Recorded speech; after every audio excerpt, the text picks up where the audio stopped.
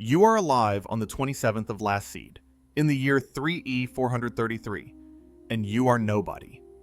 Not a hero, not a soldier, not a name anyone is going to write down. You are standing in the low country outside the city of Kvatch on an ordinary evening, close enough to see the walls, far enough to still feel safe, when the clouds above the city turn the color of a wound and begin to fold inward, as if the sky has decided to open a door it was never meant to have. Behind those clouds, a flame that has kept the Daedra out of your world for centuries has already gone out. Nobody has told you yet.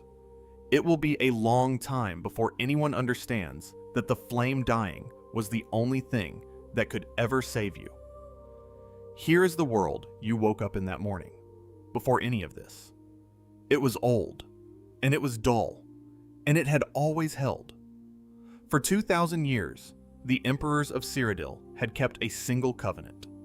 Every one of them, on the day he was crowned, walked into the temple of the One in the imperial city and lit a fire called the Dragonfires, using a red jewel called the Amulet of Kings. And as long as that fire burned, the wall between your world and the realms of the Daedra held. You never saw the fire. You never saw the wall. That was the point of both. You lived your small, unremarkable life underneath them, and never once had to think about what they were for. Far to the east, in a group whose name you do not yet know, there were people who found that small life of yours contemptible. A quiet, decadent, mundane world, they called it. A thing to be swept away. You would learn their names soon. Everyone would. The clouds over Kvatch do not break. They open. A gate stands on the hill where the road used to be, a ring of black stone and fire, taller than the city walls, breathing a heat you can feel from here. And things come out of it that were never supposed to walk where you walk. By the next morning, the city that stood there does not stand there anymore. One of the men who carried those walls said afterward that the people of Kvatch seemed to think this mundane world of theirs was worth defending. He said it like it was the stupidest thing he had ever seen. You want to know how the fire went out? So did everyone, afterward. Days before the sky opened over Kvatch, in the white gold tower at the center of the imperial city, men in red robes killed the emperor's sons. All of them.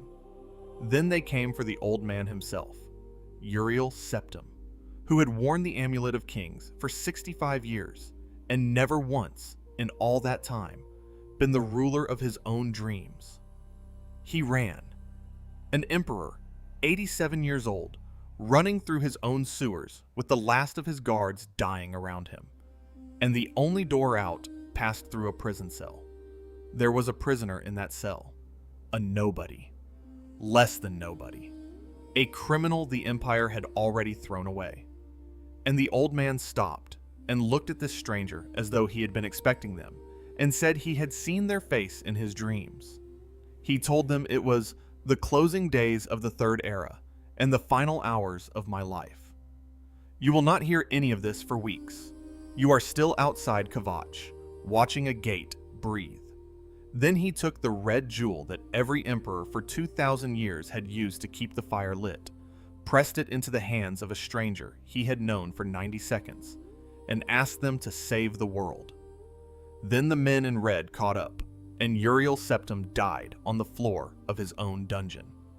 That was the moment the Dragonfires went dark. Not because anyone put them out, because there was no longer a living emperor to keep them lit. The wall around your world did not fall. It simply stopped being maintained. The thing that had always protected you was never a spell someone cast once and forgot. Not a spell. A fire someone had to keep feeding, hand after hand, emperor after emperor, for 2,000 years. And the last hand that could feed it was lying open on a cold stone floor. Which means every gate that tore itself open across Tamriel after that, Kvatch, and then everywhere, did not break the wall. The wall was already gone. They were walking through the space where it used to be. Meanwhile, in a chapel in the ruins of Kvatch, a priest was somehow still alive. He did not know his own father's name. Remember him. His name was Martin. He was a priest of Akatosh in Kvatch, which is a quiet way of saying he poured devotion out to a god and asked nothing back. He grew up believing his father was a farmer. His father was the emperor. Martin was the old man's bastard son, carried away as an infant and hidden, raised, knowing nothing. And now every legitimate heir lay dead in the white gold tower, which made a reluctant priest in a burning city the last drop of dragon blood in the world, and the only living person who could ever relight the fire. He did not want it. He did not want any part of it. Gates opening across the province faster than anyone could close them, and underneath it, a cruel little arithmetic that almost nobody understood. Every gate that opened thinned the wall a little further, and closing a gate did not thicken it back. The cracks only ever ran one direction. Out there, people were fighting and bleeding and dying to shut these things one at a time. And the whole while, the barrier they were trying to save was quietly going thinner under their feet. And all of it, was waiting on a single idea. You do not know this yet. You are running. Crown the priest. Get the red jewel back. Relight the fire. Everyone believed that if the fire came back, the wall would come back, and the world would close again, like a book that had fallen open. Everyone was wrong about the last part, but nobody knew that yet, so they kept running toward the fire as though it were the answer. They got the jewel back. It cost more than you would believe. A man named Mankar Cameron had taken it into a false paradise he had built inside a book. None of you knew that was where it was. Someone found out anyway. It looked like a garden, and it worked like a torture chamber, where his faithful died over and over and called it their reward. His followers thought it was paradise. It was, in the specific sense that they never ran out of things to suffer. A stranger walked into that place, took the Amulet of Kings off his neck, and walked back out. So the priest could be crowned now. The fire could be lit. The book could finally close. They brought Martin to the imperial city to make him emperor, and for about an hour, it looked like it was going to work. Then the sky over the capital opened too. Gates, this time inside the walls, in the heart of the empire, in the one city that was never supposed to be touched. And then something stepped through that had never set foot in your world before. Mehrunes Dagon himself, the Prince of Destruction. 4 arms, a blade in one of them, tall as the towers he was tearing down. You see this from across the city. Everyone does. There is no other direction to look. Not a servant, not a summoned thing. The god the men in red had been praying to the entire time, standing in your streets. And in that moment, the priest finally understood the thing no one had wanted to understand. Lighting the Dragonfires would do nothing now. The barrier that had protected your world was already gone. Not weakened. Gone. And you cannot relight a fire to rebuild a wall that has already finished falling. The fire had never been the point. The fire was a stopgap. A way for the living to hold a door shut with their own hands. One mortal emperor at a time. Forever. It wasn't that the fire going out let the Daedra in. It was that the fire going out was the only thing that could ever force the door to be rebuilt into something that no longer needed a hand on it. Which means every terror you had lived through, Kvatch, the gates, the sky, the color of a wound, was not the wall failing you.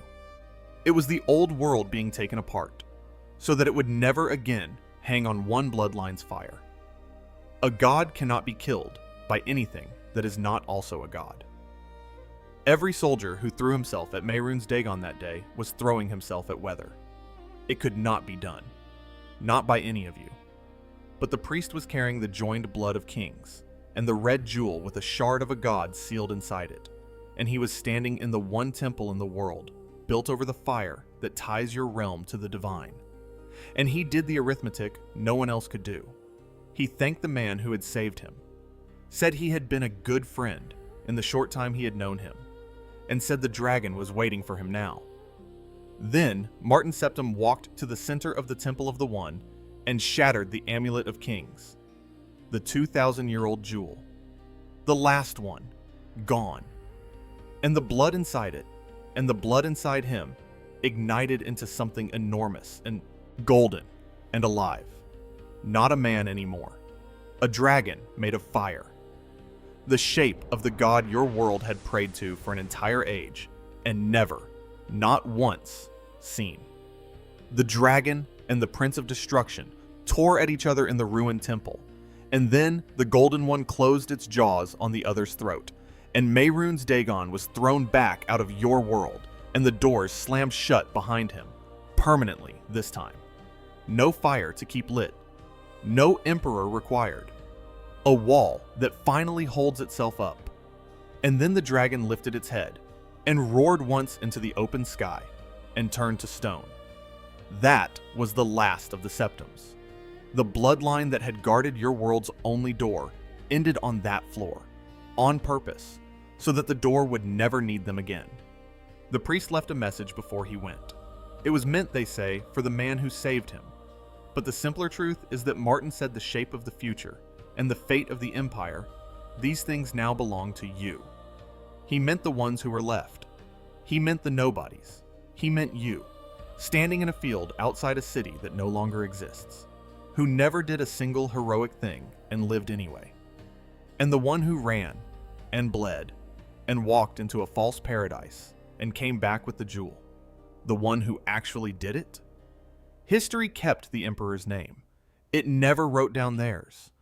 Go back to that field outside Kvatch, and the sky folding open like a wound, and know what you were actually watching. Not the end of your world, but the end of the arrangement that had been holding it together with somebody else's hands. You were saved, and you were orphaned in the same afternoon, by two strangers who gave up everything and got, between them, one name and one statue. Everyone alive is standing in a world someone earlier bled to hold together, under a wall they will never see, having never once been asked. If you want more of the ones history forgot to write down, the people who saved everything and got nothing for it, follow along, because there are a great many of them, and almost all of them are nobodies, and that was always the point. The fire is out. It is supposed to be out.